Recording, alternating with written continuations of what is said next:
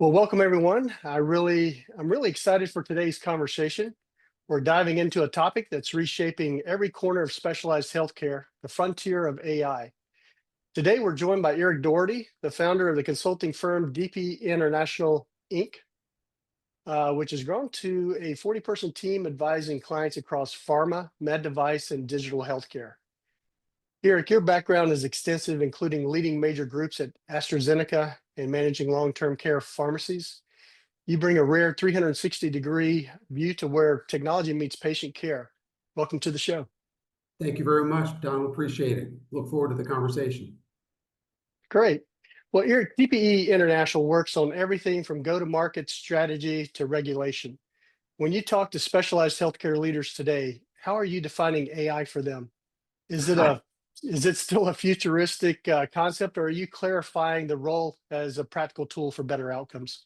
Yeah, I mean, definitely the latter. I think really what's happened is that there are so many different companies, so many different platforms, so many different, I would say, opportunities in the broad scope of things, where the aspect of using AI in a business can be beneficial, but it also can be detrimental if it's not used right or implemented correctly.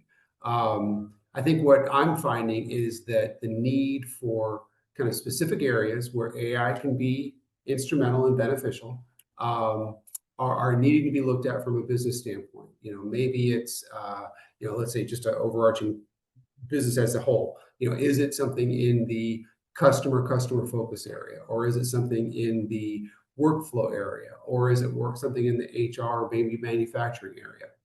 And so, depending upon kind of the needs of the business, to focus in on maybe one or two areas first, figure out what you need, figure out what your, I guess, outcome will be, and then from that, then determine a platform from an AI standpoint that can kind of fill that gap and that need.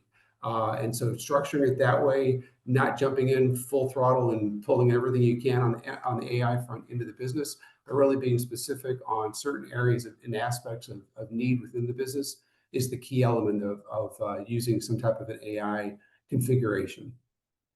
Yeah, that sounds good. It's better to be more focused on what you're looking for. Yeah, Yep. that's good.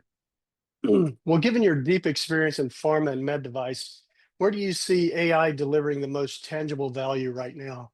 Are the biggest applications in diagnostics, accelerating drug development, or is it streamlining clinical trials?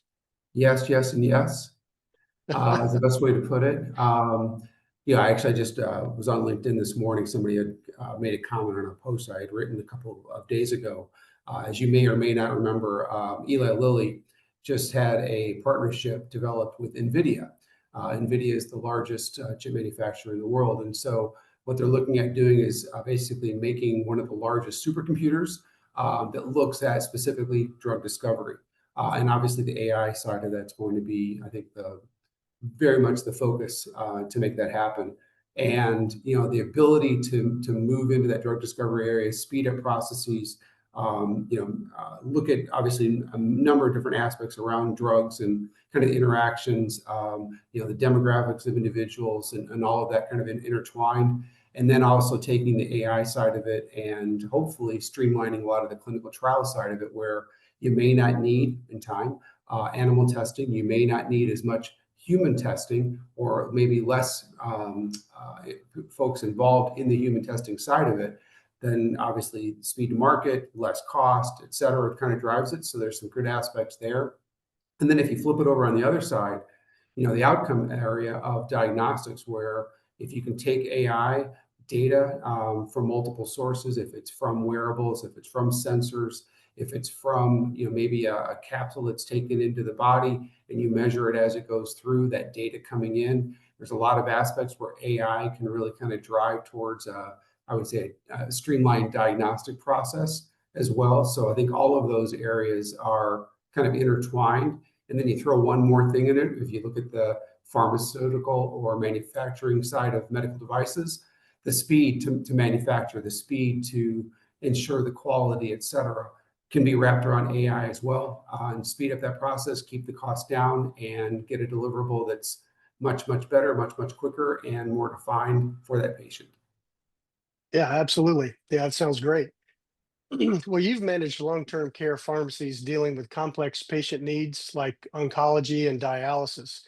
When you look at the operational side of specialized clinics, the efficiency side, what is one specific AI application that you believe will fundamentally reshape the patient experience over the next 12 to 18 months?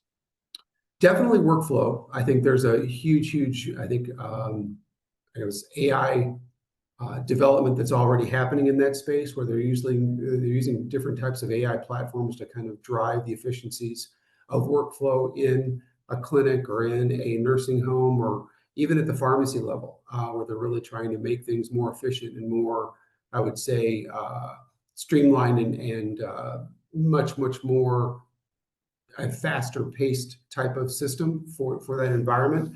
I think the other side of it is, you look at the aspects of, let's say a patient in a long-term care facility who we dealt with a lot.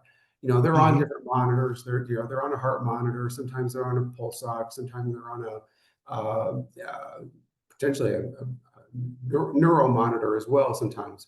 And to take all that information in, as I mentioned earlier, and really kind of encapsulating, how that patient's doing, if they are taking certain medications, if they are doing certain rehab protocols, is it helping? And from the data that comes in, you can definitely nuance it and figure out yes or no.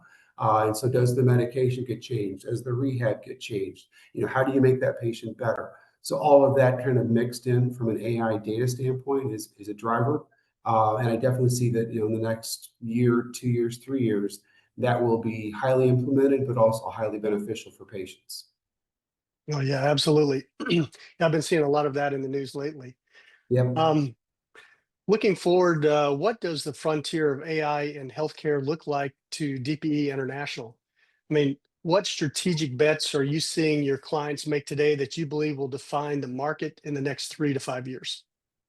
Yeah, a lot of it is just making sure they implement the right AI platform if they are implementing it, making sure it fits with their needs of the business, make sure it fits with their cost structure, but more importantly, make sure it fits within I would say, the employee side of things. Just making sure that when they are implementing some type of platform, that they are doing the necessary needs of training and then retraining and then ongoing training of that platform, just to make sure it's being used properly, make sure it's being used as needed, and obviously from a employee standpoint, making sure that folks feel comfortable about it. I think a lot of times businesses, they'll put in a platform, be it AI or not, but they'll put in a platform, they'll throw it in thinking that it was beneficial to the employee. Well, the employee feels that either they don't feel comfortable using it, they're not trained enough on it to use it right. All of that kind of plays into it. And so really making sure that if you are putting a system in, a platform in, an AI platform in,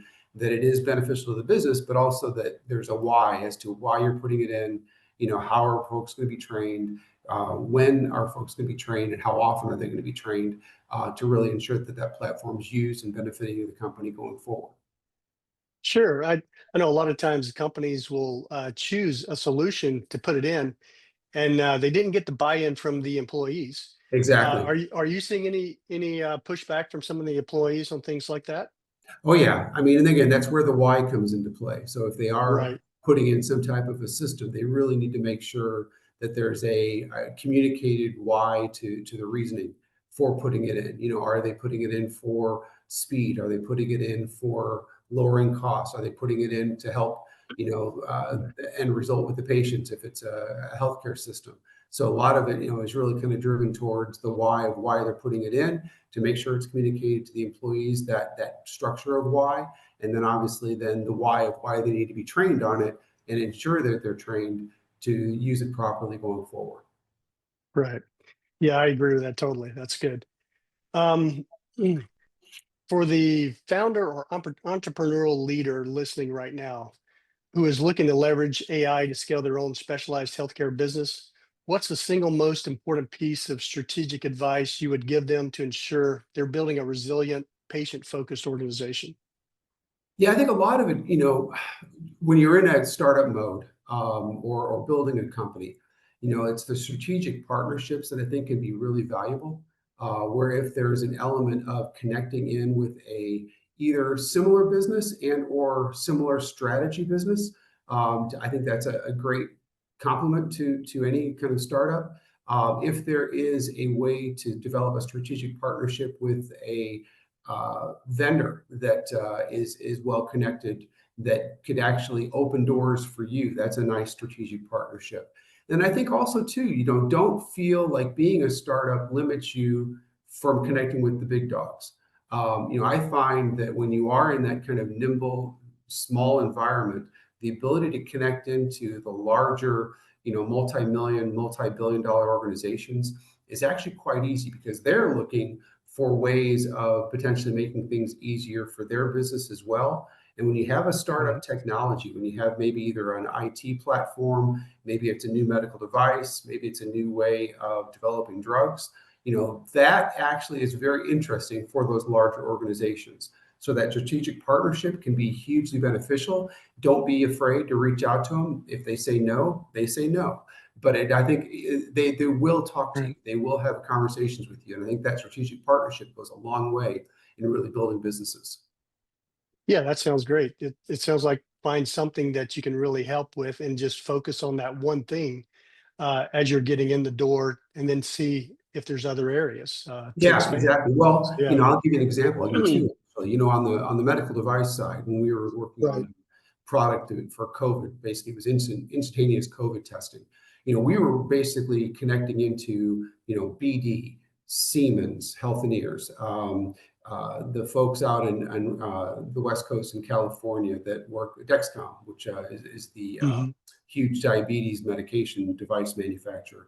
We were really connecting into a lot of those major players in the market, Medtronics, Boston Scientific, where, a lot of the stuff we were working on from integration of the device, we were looking at, basically strategic partnerships with these folks because of manufacturing capabilities, for potentially R&D and development capabilities.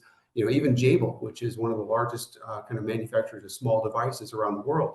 We were connected Hmm. with them down in Tampa, where the ability to move our product forward over with COVID was a huge value add for them and for us. And so they definitely wanted to have that conversation.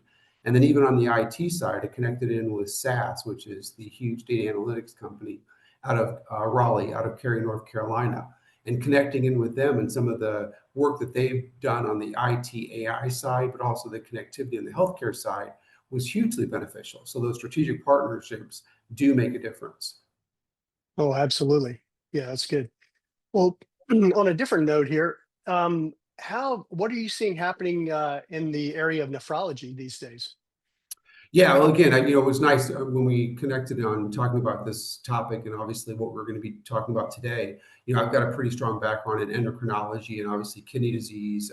Looking at the diabetic patient as well, and the aspects of kind of where things are moving towards using AI. I think is going to be hugely beneficial in the next 3 to 5 years. I think the ability to find transplant connections, I think, is going to be much, much more enhanced just because of AI and the connectivity and some of the data that can be used on whether a patient's a donor potential or not for kidney patients. I think that's one aspect. The other side of it is on the drug. We talked about the drug discovery side, where the ability to really look at, some drugs that either are already being manufactured out there in the marketplace already, and maybe repurposing them for other purposes, maybe for kidney disease, but then also the Mhm. drug development side of making new drugs and seeing where there might be potential enhancements to either prolong a patient who needs a kidney transplant, just to make sure that they're in a healthier situation, but also hopefully maybe there's some way to actually flip the channel, flip the kind of structure of what's happening with the kidney dialysis needed patient, and ensuring that if there's medications potentially out there, to see whether or not they would potentially even need a kidney transplant. So there could be that ability too over a period of time. And that's where I think in time will really kind of drive those initiatives forward, which is great. Yeah, it's very good. I've seen recently where they can tailor the actual treatments patient by patient Yep. based on what the needs are. So it's fantastic. Yeah, and I think Yeah. again, you're taking in data, and it's all kind of looking at how that patient's doing, what other medications they're on, what are their typical protocol kind of design around, how is their heart working, how's their respiratory rate, and all of that. What's their mental state? Are they in a good mood, bad mood? Even that little bit can make a nuanced change in what's needed for that patient. So yeah, it's a pretty cool environment to be in and ever changing, but definitely I think in time will be a huge benefit to a lot of folks who need that type of help. Yeah. Well, that sounds real good. Is there anything you would like to specifically touch on for the future with your business as well as the future of AI going forward? Yeah, I think the biggest thing, again, AI is everywhere in the news. I think the biggest thing is really number one, understanding, the AI side, understanding that, number one, machine learning AI has been around for a number of years, where they're just taking data, making basically a system that takes that data to run a certain procedure. What's moving forward now that we're seeing a lot of is obviously the generative AI, which is taking data and then making it better, making it more enhanced, making it more efficient. But the latter part is the agentic AI, where it's going to be making kind of thinking decisions on what the best route of opportunity will be. So if you understand that, that's number one. But number two, I think the biggest thing is understanding that AI platforms, AI systems, all that we're talking about here are tools. They are a tool, an enabler to get to a better outcome. And I think if folks understand that it's a tool like Google was when it first came out, I think they'll have a better appreciation of what it can do, but also have a better appreciation of what it maybe cannot do or what it could do from a negative outcome standpoint. So just understanding that it is a tool, that it is something to try, test, retest, make sure it's valid. I think that's probably the bottom line that needs to be really kind of, I think, communicated across the board when you're implementing any type of AI platform, but also using any type of AI platform. Yeah, absolutely. That's terrific. Well, Eric, I want to thank you so much for your insights today. This was incredibly valuable. I really appreciate your time and openness. Thanks, Donald. Yeah. Appreciate it. It was a great conversation.